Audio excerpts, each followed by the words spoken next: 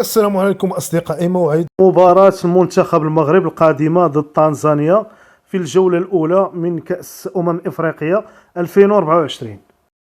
يخوض منتخب المغرب بطولة كأس إفريقيا 2024 المقرر في كوت ديفوار من 13 من يناير حتى 11 فبراير من خلال المجموعة السادسة التي تضم أيضا كل من كونغو الديمقراطية وتنزانيا وزامبيا. يستهل منتخب المغرب مشواره في البطولة القارية بمواجهة تنزانيا يوم الأربعاء 17 من يناير الساعة 7 مساء.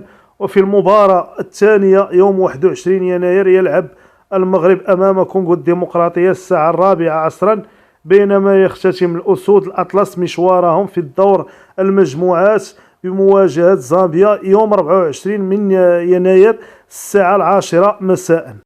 قنوات النقل للمباراة المغرب القادمة ضد تنزانيا، بينما تنقل مباراة منتخب المغرب ضد نظيره ومنتخب تنزانيا، وذلك ضمن إطار منافسة الجولة الأولى من دور المجموعات من منافسة بطولة كأس إفريقيا لكرة القدم موسم 2024 عبر شبكة قنوات بي إن سبور القطرية الناقلة الحصرية لمسابقة كأس إفريقيا في الشرق الأوسط وشمال إفريقيا.